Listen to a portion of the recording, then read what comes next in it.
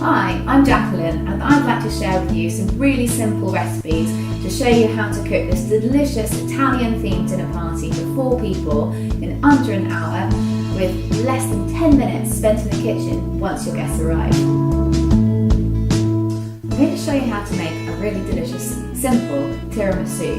I'm going to start with some cream. I've got 600ml here and I'm going to stir in 250 grams of mascarpone. This is an Italian cheese, it's got lots of flavour, it's really, really nice. It's going to make a really nice texture in the dessert as well. So that goes in. Next I've got some sugar.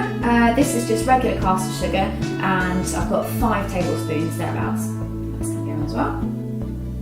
There we go.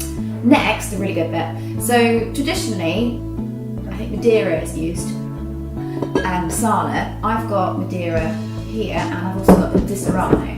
Basically what this does is it goes in with the creamy mixture, gives it a little bit of a kick.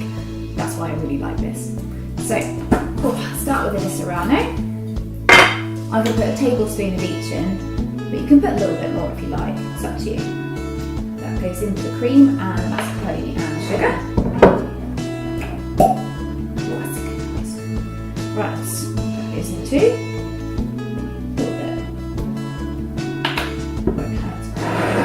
So I'm just going to stir this together now. And it'll go nice and thick and creamy. If you wanted to speed up this process, you could use an electric whisk, but there's no harm in doing it by hand if you haven't got one. Now as you can see, it's come together really well. It's nice and creamy. This is the texture that you want. You don't want it to get too thick, otherwise you can't spread it. At the same time, if it's too thin, then it's not going to set properly when you pop it in the fridge.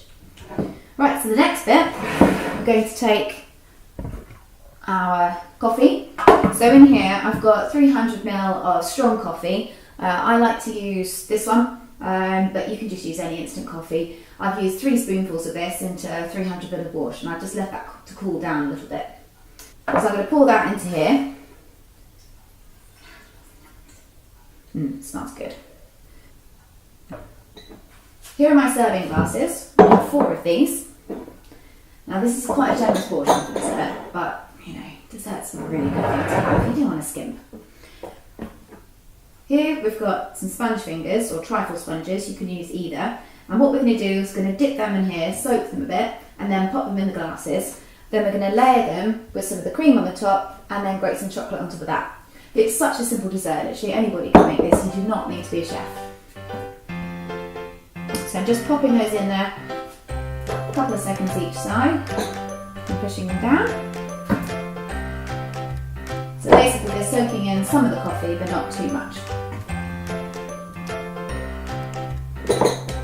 Now if you don't have glasses, you could do this in, say, a lasagna dish or something like that, because it will set up quite well, and then you can just cut it into slices and serve. Okay, so next we're going to get some of this creamy mixture. And we're going to pop that on the top.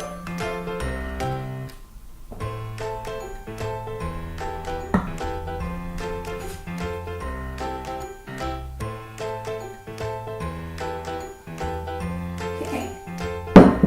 Just going to spread these out a little bit.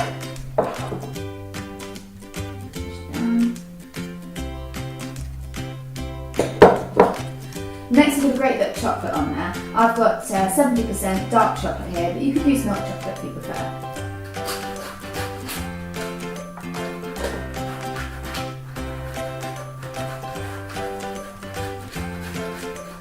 Now we're going to do the next layer of the tiramisu.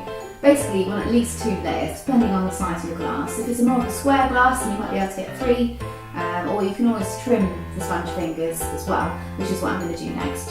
So I'm just going to take these and I'm just going to slice them down the middle. That way I can get a slightly better layer with them. Okay, there we go. So I'm just going to break that in half like so. Pop it in the coffee. And then pop that on the top.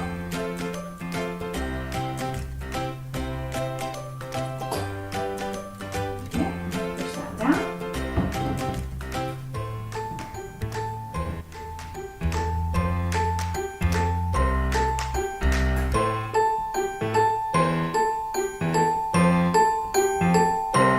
This dessert's going to be really good now. I'm going to finish it off by piping the top. I've got just a normal disposable piping bag here and a nozzle, but you could just layer a bit of the cream on the top and make it shiny with a hot spoon on the back if you really wanted to. It's completely up to you. Piping is always incredibly satisfying, if you ask me. And it doesn't matter if you get it wrong. You can just, wipe it off, have another go.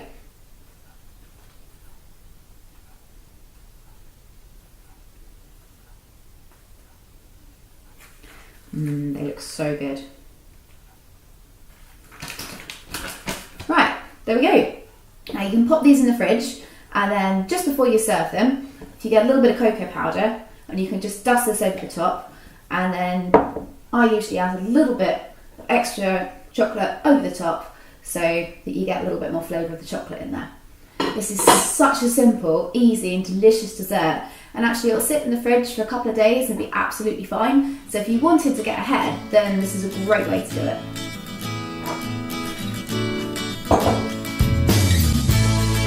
The main course we're going to make is a bacon, leek and mascarpone pasta dish. It's so simple, it's literally just 4 ingredients, you really can't go wrong.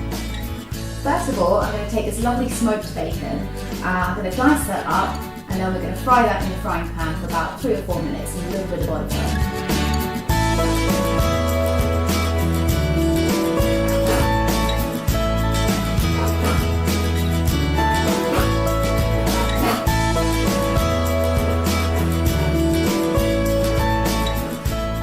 So you can see I've chopped this bacon up into little cubes, not too big, not too small.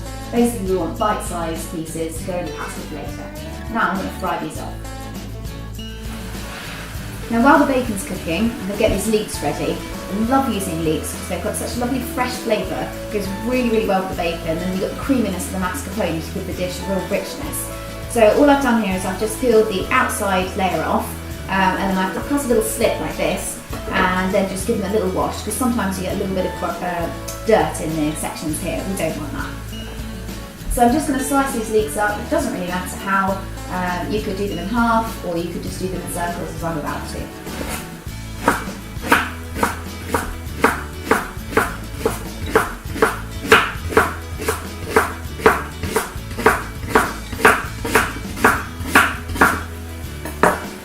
So I've got all my leeks nicely sliced here. I know it looks like quite a lot, but once they go in the pan, they're going to sweat down and they're going to reduce quite considerably.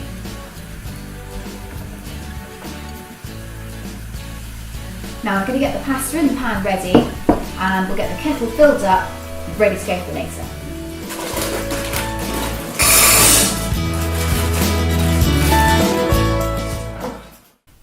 So next, we're going to get the starters sorted. This is literally the easiest starter that you could possibly make, but with lovely quality fresh ingredients and a little bit of plating flair, you can make it look like something a lot more special than it actually is.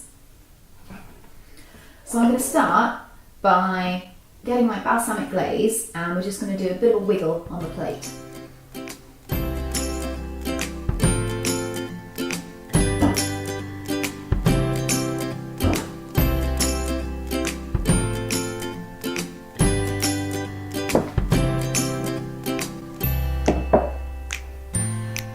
Next, I'm going to take my lovely tomatoes here. I've got ones on the vine because generally they taste a bit better. And I've got some really delicious mozzarella. First of all, I'm going to take these tomatoes, and we need 3 nice slices for all 4 plates.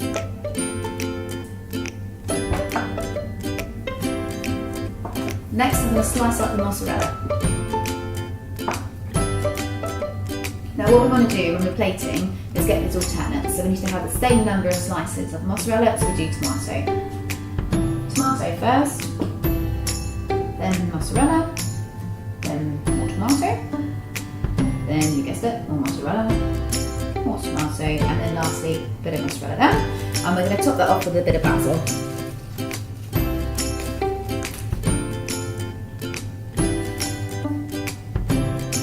Okay, there you have it, all ready to go. Now later on, I'll just get a little bit of oil. I've got some herbs in here, which is really tasty.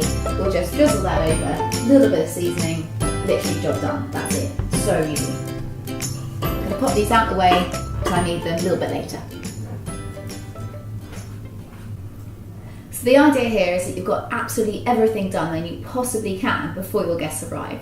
So the final thing to do is get a nice bit of bread. I've got some focaccia here, a little bit of dipping oil, and I put that on a board ready to go for later. Don't forget to preheat your oven to about 40 degrees and pop your pasta bowls in there so that when you serve the main it's going to stay nice and hot. So I'm going to talk you through what happens once your guests arrive. First of all, you've got your drinks ready because you've been Mrs. Organised or Mr. Organised. Got Prosecco, which obviously you remembered to put in the fridge earlier. Don't forget to do that. I've got your olives there. Now, you've got plenty of time just to enjoy that, about half an hour or so is usually about right. And then when you think people are starting to get a bit hungry, what I like to do is ask people to sit up and put my bread and olives, if there's any left, or bread and dipping oil down on the table, and then ask one of the guests to be the nominated wine pourer, at which point I nip back to the kitchen and then get everything going for the main meal. So pasta's on, timer's on, especially important to put a timer on if you're having a glass of Prosecco, just saying. And now we want to put the finishing touches to this lovely starter. I love the colours of this starter as well. Such a classic. Oops. Right, so I've got a bit of Al Gusto, excuse my Italian accent, oil here. I'm just going to whizzle that over the top. And I've also got a little bit of seasoning here, a little bit of salt on my tomato. It's really nice, don't need too much. I'm using a crunchy artisan salt. Lastly, just a little bit of black pepper. Seasoning food is really important. Obviously though, you can pop it in the middle of the table and allow guests to do it themselves. So, we're ready to serve up the main course. I've got the leeks, the mascarpone and the bacon in here. I've just put a little bit of a splash of the cooking water from the pasta in there, and now I'm going to stir this all together.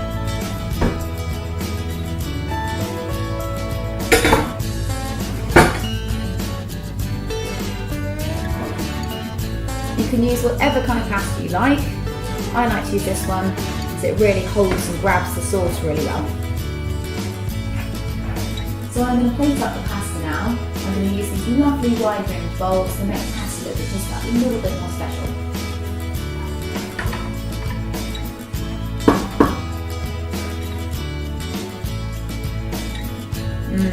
Creamy pasta is so simple, it's so tasty.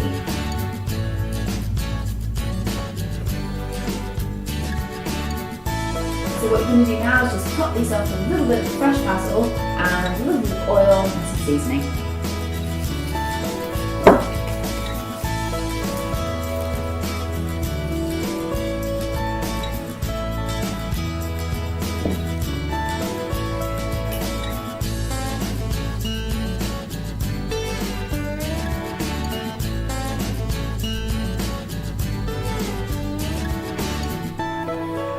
All done.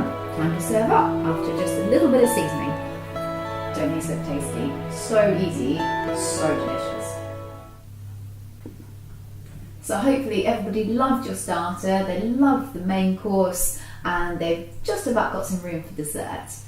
Now you might have had a glass of wine by now, but that doesn't matter because you've been super organised and you've already made your dessert, and all you have to do is the finishing touches. So I've got a bit of cocoa powder here, and I'm just going to dust it on the top. That's it.